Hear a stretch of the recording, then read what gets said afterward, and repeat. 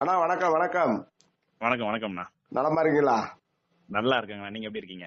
நான் நல்லா இருக்கேன். ஒரு சிறப்பு நேர்காணலுக்காக தங்களை அழைத்திருக்கிறேன் அண்ணா, ஊடகத்துக்காக. கண்டிப்பா சொல்லுங்கண்ணா. கடந்த மாதம் படுகொலை செய்யப்பட்ட தீபக் பாண்டியன். சொல்லுங்கண்ணா. தீபக் பாண்டியன் யாரு, என்ன, எதனால அவர் கொலை செய்யப்பட்டார்? தீபக் பாண்டியனை பத்தி நிறைய வீடியோக்கள் வந்திருக்கும், நீங்க நிறைய சேனல்ஸ்ல பாத்திருப்பீங்க. அவரோட படுகொலை தமிழ்நாட்டில் அனைத்து ஊடகங்களும் பேசினாங்க. அப்படி ஒரு சென்சிட்டிவான ஒரு வழக்கு அது. கூலிப்படையை வைத்து தம்பி தீபக் அவர்களை கொலை செய்தார்கள். அவர் யாரு அப்படின்னு நீங்க கேட்டீங்கன்னா, இந்த சமூகம் ஒடுக்கப்படுது, நம் சமூகத்தின் மீது ஒரு ஆதிக்கம் செலுத்துறாங்க. இந்த ஆதிக்கத்துக்கு எதிராக நாம் குரல் கொடுக்க வேண்டும், போராட வேண்டும், இந்த சமுதாயத்துக்கு நாம் விடுதலை பெற்றுக் கொடுக்க வேண்டும் என்பதுதான் அவனோட நோக்கமாவே வச்சிருந்தான். இப்ப நீங்க கூட ரீசெண்டா பாத்திருப்பீங்க, ஒரு வீடியோஸ்ல பாத்திருப்பீங்க, அவன் மதுரையில அவர் பேசுவான். மதுரையில தம்பி தீபக் பேசும்போது என்ன சொல்லுவான், இந்த மாதிரி நாங்க இருக்க அப்பாவிகளை நீங்க எப்ப கொலை பண்றீங்க, அப்பாவிகள்ட்ட போய் நீங்க எதுவும் வம்பு வைக்காதீங்க, உங்களுக்கு வம்பு வச்சுக்கணும்னு நீங்க நினைச்சீங்கன்னா வாங்க, அதுக்குதான் நாங்க இருக்கிறோம் அப்படின்னு தன் உயிரை சமுதாயத்திற்காக தியாகம் செய்ய தயாராக இருந்தவர் தான் தீபக் பாண்டியன். அவரை நீங்க அப்படிதான் அவன் தன்னை வெளிப்படுத்தினான். அது ஓப்பன் ஸ்டேட்மெண்டாவே, அது ஒரு ஓப்பன் ஸ்பீச் தான் அவன் கொடுத்திருப்பான். அப்ப தன்னோட சமுதாயத்தில் தன்னோட அர்ப்பணிப்பை நீங்க அந்த விஷயத்துல இருந்து நம்ம பாக்கலானே. நிச்சயமா நிச்சயம். இப்ப என்னன்னா, நம்ம தேவேந்திரகுல வேளாளர் சமூகத்தின் முன்னோடி தமிழக மக்கள் முன்னேற்ற கழகத்தினுடைய நிறுவன தலைவர், மூத்த அரசியல்வாதியும் கூட அவர், மரியாதைக்குரிய ஜான் பாண்டியன் அவர்கள் ஒரு குற்றச்சாட்டை வைக்கிறாங்க. என்னன்னா, தம்பி தீபக் பாண்டியன் அவர்கள் ஒரு ரவுடி தான் அப்படின்றத அவரு சொல்லியிருக்காரு. அவர் என்ன மனநிலைமையில சொன்னாருன்றது தெரியல. அதை நீங்க எப்படி பாக்குறீங்க? நான் தெளிவா சொல்லியிருக்கிறேன். போராளினா யாரு, ரவுடினா யாரு அப்படிங்கிற விஷயத்த நம்ம சொல்லியிருக்கிறோம்.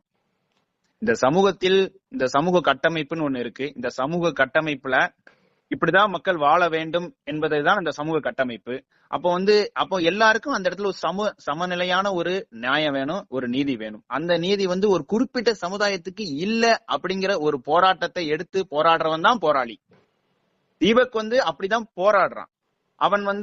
அவன் தன்னை ஒரு போராளியா தான் இதுவரைக்கும் அனைத்து மக்கள்கிட்டயும் அவன் பேசுறான். இவன் பாதிக்கப்பட்ட இடத்துக்கு நானும் காணொலியை பார்த்தேன். பாதிக்கப்பட்ட இடத்துக்கு அவன் போயிருக்காங்கன்னா, பாதிக்கப்பட்ட இடத்துக்கு அவன் எந்த பாதிக்கப்பட்ட இடத்துக்கு போகலங்கிறது எனக்கு தெரியல.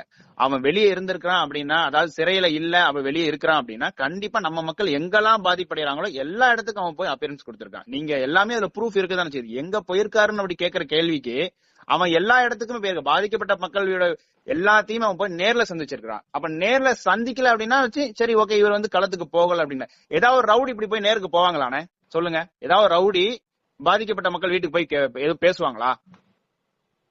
ஒரு ரவுடியா இருக்கும் பட்சத்துல சொல்லுங்க. இல்ல, ரவுடியா இருக்கும் பட்சத்துல ரவுடி போய் இப்படி பேசுவாங்களா? நிச்சயமா பாதிக்கப்பட்ட மக்கள் வீட்டுக்கு போவானா? இப்ப உங்களுக்கு திருநெல்வேலி சந்தியா பொண்ணு, ஒருதலை காதல்ல சந்தியா பொண்ணை கொலை பண்ணாங்க. இவர் நேர்ல போய் தீபக் போறான். அப்ப ஒரு ரவுடி இப்படி ஒருதலை காதல்ல ஒரு சமுதாய பெண்ணை கொலை பண்ணிட்டாங்கன்னு ஏதாவது ரவுடி போவானா? போறதுக்கு வாய்ப்பு இல்ல. எப்படி போயிருக்க முடியும்? அப்போ ரவுடினா யாரு, போராளினா யாருங்கிறதே அந்த மூத்த அரசியல்வாதிக்கு தெரியலையா?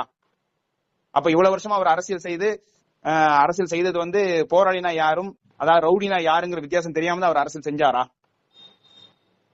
அவர் என்ன எதன் அடிப்படையில அவர் சொல்றாரு, எதன் அடிப்படையில அவர் சொல்றாரு அப்படின்னா, அப்ப நம்ம அதை எப்படி பார்க்க முடியும்? அதாவது இப்ப ரவுடி, அவரோட கான்செப்ட்ல அவன் ரவுடியா இருந்தான்னா அவனோட இறப்புக்கு அவ்வளவு பெரிய கூட்டம் வந்திருக்குமா?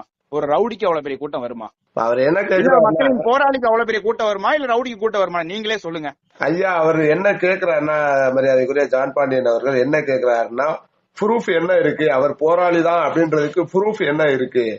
எப்படின்னா போராளினா அப்படின்னா எதுவும் கவர்மெண்ட் எதுவும் ஆதார் கார்டு கொடுக்குற மாதிரி போராளி கார்டு கொடுக்குதா? இல்ல, எத்தனை இடங்கள். அப்ப அதே இல்ல, இதே கேள்வி நான் கேக்குறேன். அப்ப ஜான் பாண்டியன் அவர்கள் போராளி என்று அவர் சொன்னார்னா அவருக்கு கார்டு இருக்கா? போராளின்னு அவருக்கு எதுவும் கவர்மெண்ட் கார்டு கொடுத்திருக்காங்களா? ஏதாவது இந்த நம்ம Indian government okay mister John Pandian ஒரு போராளி என்பதற்கு எதுவும் சர்டிபிகேட் கொடுத்திருக்காங்களா? இல்ல அவருக்கு ஆதார் கார்டு மாதிரி எதுவும் போராளி கார்டு கொடுத்திருக்காங்களா? சொல்லுங்க. நிச்சயமா நிச்சயமா அதை எண்ணி பார்க்கணும். ஏன்னா இந்த வார்த்தை எப்படி சொன்னார் என்று தெரியவில்லை. அது எல்லாருடைய மனதையுமே ஒரு பாதிக்கக்கூடிய ஒரு விஷயம்தான். அதுதான் இப்ப நம்ம அதை எப்படி பாக்குறோம், அதை ஏன் இந்த வார்த்தையை சொன்னான்றதுதான் யோசிக்கக்கூடிய விஷயமா இருக்கு.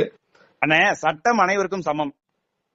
இப்போ போலீஸ்காரங்க வந்து ஒருத்தரை பிடிக்கிறாங்கன்னா அவனுக்கு பிடிக்கல, அவன் வந்து ஒரு ஓகே இவன் என்னன்னா இவன் நம்ம சிஸ்டத்துக்கு எதிராக போராடுறானே அப்படின்னு ஒருத்தரை பிடிச்சானா போலீஸ்கார வந்து அவனுக்கு மேல ஒரு பொய் வழக்கு போடுறான். ஒரு பேப்பர்ல பிளாஷ் ஆகும்போது எப்படியாவது கூலிப்படை, ரவுடி கைது இப்படின்னு தான் போடுறாங்க. எல்லாருக்கும் அப்படிதான் போடுவாங்க. இதே நம்ம சமுதாயத்துக்காக போராடி அனைவரையுமே ரவுடின்னு தான் இந்த பேப்பர்ல சித்தரிப்பாங்க. யாரையாவது போராளின்னு போட்டிருக்காங்களானே? இது வரைக்கும் யாரையும் நம்மள பசுபதி பாண்டியன் அவர்கள் அப்படி போட்டிருக்காங்களானே? போராளின்னு போட்டிருக்காங்களா? தீபக்கா போடல. அப்படி இப்படி பாருங்க, வரிசையா யார் இறந்தாலும், அதாவது நம்ம மக்கள்ல வந்து யாரு போராடினாலும் அவர்களை போராளி என்று சித்தரிப்பது இல்லை. ஏன்னா இன்னொரு விஷயம் எல்லாத்துக்கும் எதிர்ப்பு தெரிவிச்சிருந்தாங்க. என்னன்னா ஒரு பத்திரிகையாளராக இருக்கட்டும் அல்லது ஒரு ஊடக நண்பர்களாக இருக்கட்டும், அதாவது ரவுடி என்று சித்தரிக்கும் பொழுது வந்த எதிர்ப்புகள் பல. கண்டிப்பா. அப்படி இருக்கின்ற சூழ்நிலையில் நம்மளுக்கெல்லாம் வழிகாட்டியாக இருந்தவர் இந்த வார்த்தையை சொல்லும் போது மக்களுடைய மனநிலைமை, குறிப்பாக இளைஞர்களுடைய மனநிலைமை எப்படி இருக்கும்? எனக்கே வேதனையா இருக்குனே. நான் வந்து பாருங்க, நம்ம வந்து பொதுவா எல்லாத்தையுமே நான் பேசுறேன் பழகுறேன், எல்லாத்தையுமே பொதுவா பார்க்கக்கூடிய ஆள் தான் நானு. நான் அம்பேத்கர் சித்தாகத்துல வாழக்கூடிய ஆளு. அப்ப நான் அந்த இடத்துல பாக்குறேன், நான் எல்லாரையுமே சமமா தான் பாக்குறோம். அப்ப இவர் வந்து இந்த வார்த்தையை சொன்னது உண்மையில என்னால ஏத்துக்க முடியல, மக்களும் இதை ஏத்துக்க முடியல, இளைஞர்களும் இது கண்டிப்பா ஏத்துக்கவே முடியல. எனக்கும் நிறைய பேர் போன் பண்ணி என்னென்ன இப்படி பேசினாங்க கேட்கும்போது எனக்கு மிகவும் ரொம்ப வருத்தமான விஷயம் தானே. அதுல மாற்று கருத்தே கிடையாது. அவர் அப்படி சொல்லியிருக்க கூடாதுன்னு. கண்டிப்பா அந்த வார்த்தையை அவர் திரும்ப பெற வேண்டும் இல்லையா? ஆமா, கண்டிப்பா அவர் திரும்ப பெறணும். அப்படி அவருக்கு தனிப்பட்ட முறையில தீபக் ராஜா பத்தி தெரியல, அவன் போராளியா, அவன் எங்க போய் அவன் இதுவரைக்கும் மக்களோட போராட்டத்துக்கு எங்க போயிருக்காரா அப்படின்னு அவருக்கு தெரியலன்னா அவரை தெரிஞ்சுக்கிட்டு அவருதான் ஆதாரத்தோட பேசணும். அந்த கேள்விக்கு முன்னாள் வழிகாட்டி ஐயா ஜான் பாண்டியன் அவர்கள் எவ்வாறு பதில் கூறி இருந்தால் இது சிறப்பாக இருந்திருக்கும்? அவருக்கு இன்டர்வியூ கேட்டவர் வந்து கேட்ட கேள்விக்கு ஜான் பாண்டியன் அவர்கள் என்ன மாதிரி சொல்லிருக்கலாம், எனக்கு தம்பியை பத்தி எனக்கு தெரியாது, நான் வந்து அவன் போராட்டத்துக்கு போனானா இல்லையாங்கிறத நான் இது வரைக்கும் நான் பார்த்தது இல்ல, நான் கவனிக்கல, அதனால எனக்கு அவனை பத்தி தெரியல அப்படின்னு சொல்லி ஒரு வார்த்தையா முடிப்பது அரசியல் வார்த்தனை. நிச்சயமா நிச்சயமா இதுதான் அவர் அரசியலாக செஞ்சிருக்கலாம். ஏதோ தனிப்பட்ட முறையில அவன் மேல ஏதோ ஒரு கோவத்தையும் ஒரு வெறுப்பு இருப்பது மாதிரி அண்ணன் காட்டியிருக்காரு அந்த இடத்துல. நிச்சயமா நீங்க சொன்னீங்க இல்லையா, இந்த இடத்துக்கு எல்லாம் போயிருக்காரு. மேற்படி எந்தெந்த இடங்களுக்கு அவர் இந்த மாதிரி சமூக களத்தில் பணியாற்றி இருக்கிறார், களப்பணியாற்றி இருக்கிறார், களமாடி இருக்கிறார் என்று குறிப்பிட்டு சொல்ல முடியுமா? என்ன அவன் எனக்கு தெரிஞ்சன இப்போ ரீசனா நடந்தக்கூடிய அனைத்து பிரச்சனைக்கும் அவன் இருக்கான். இந்த உங்களுக்கு மணிக்கரையில இந்த மணி என்பவர் படுகொலை செய்யப்பட்டார், இந்த சந்தியாவோட படுகொலைக்கு, அப்புறம் இந்த மதுரையில ஒரு சம்பவம் நடந்துச்சு, நீங்க கூட அதுல வீடியோ எடுத்திருப்பீங்கன்னு நினைக்கிறேன், கவர் பண்ணிருப்பீங்க,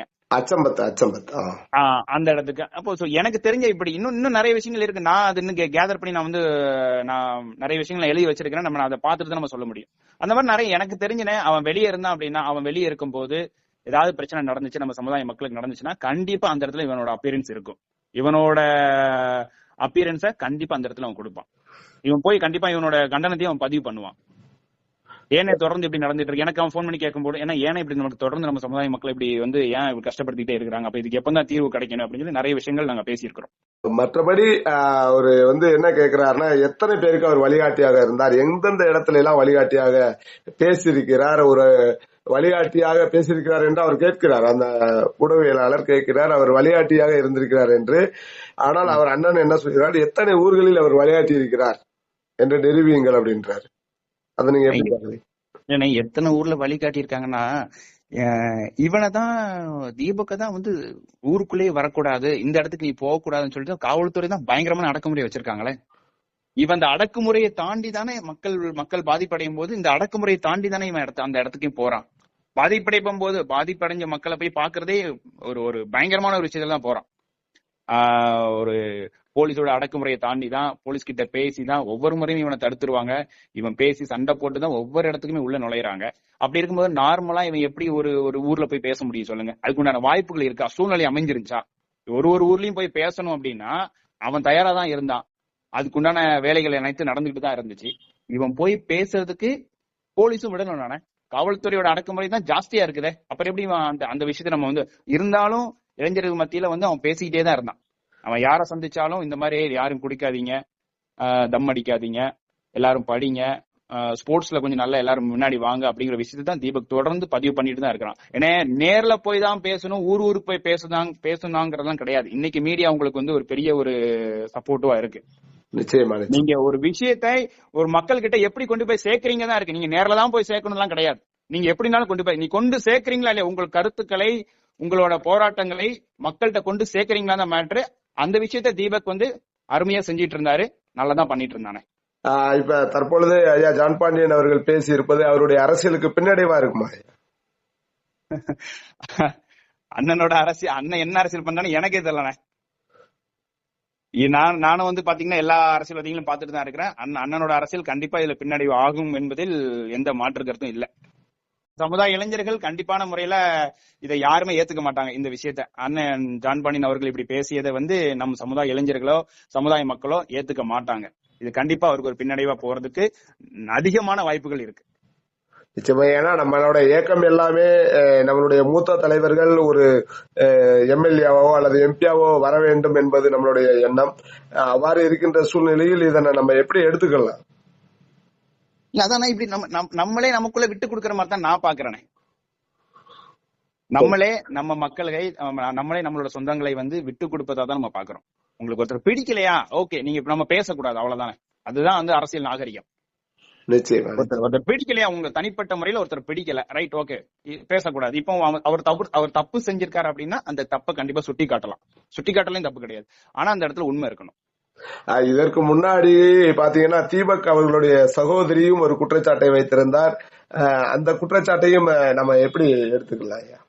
எந்த குற்றச்சாட்டு? இவங்க அந்த ஆமா மாவீரன் பசுபதி பாண்டியனார் நினைவு நாளுக்கு வரக்கூடாது என்று அவருடைய சகோதரி மகள் கூறியதாக ஒரு குற்றச்சாட்டை வச்சிருந்தாங்க. ஆமா கண்டிப்பானே, நம்ம அதையும் பேச வேண்டியிருக்கு. ஏன்னா இதெல்லாம் தீபக் பாண்டியன் ஒரு என்ன எப்படி சொல்றது, தீபக் பாண்டியனை ஒரு நெகட்டிவ் ரோலாவே நோட் பண்றாங்களே, என்ன காரணம்? இல்ல அதானே சமுதாயத்துல ஓகே, அதாவது நம்ம சமுதாயத்துல அவன் வந்து ஒரு நல்ல ஒரு வளர்ந்து வந்துட்டு இருந்த ஒரு போராளி. அவர் வளர்ந்து விட கூடாது, அப்ப வந்து இளைஞர்கள் யாரும் அவனை ஃபாலோ பண்ணிட கூடாது அப்படிங்கிற ஒரு காரணத்தை தான் இந்த விஷயங்கள் அனைத்தும் நடந்துகிட்டு இருக்கு. கூட்டமைப்பை பத்தி நானே பேசியிருக்கேன் கூட்டமைப்புல. ஏன்னா நான் முன்னாள் மாநில அமைப்பு செயலரா இருந்தேன். என்ன காரணத்துக்காக நான் வெளியே வந்தேன், நாங்க எல்லாருமே ஏன்னா தீபக் வந்து மாணவரணியில இருந்தாரு, நான் வந்து மாநில அமைப்பு செயலரா இருக்கிறேன்.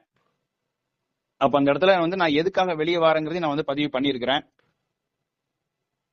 தம்பி தீபக் பாண்டியனுடைய இறுதி ஊர்வலத்தில் வந்த மக்கள் தொகையை பார்க்கும் பொழுது அவரை நம்ம எப்படி எடுத்துக்கொள்ளலாம்? தீபக் பாண்டியன் அதானே, அப்போ அந்த இறுதி உருவத்தில் வந்த மக்கள் அனைவரும் யாருமே வந்து அது வந்து எல்லாமே தானா கூடின கூட்டம் தான். ஒரு ரவுடிக்கு இவ்வளவு பெரிய கூட்டம் கூடுனது கிடையாதுன்னு கூட்டவும் மாட்டாங்கண்ணே. அப்ப ஐயோ சமுதாயத்தில் ஒரு நல்ல மனிதனை இழந்து விட்டமே என்ற ஒரு ஆதங்கத்துலதான் அன்னைக்கு அவ்வளவு பெரிய கூட்டம். ஐயோ நம்ம சமுதாயத்துல ஒரு நல்ல போராளி இழந்துட்டோமே, நம்ம இது என்ன பண்றது வைக்கிறது அப்படிங்கறது தான் இதை நம்ம அப்படிப்பா பார்க்க முடியும். மிக்க நன்றி அண்ணா. பல்வேறு தகவல்களை பரிமாறி இருக்கிறோம். மீண்டும் மற்றொரு காணொலியில் சந்திப்போம். மிக்க நன்றி அண்ணா. பொன்னியின் செல்வன் பாண்டியன் அவர்களுக்கு மனமார்ந்த நன்றி. நன்றிங்கண்ணா.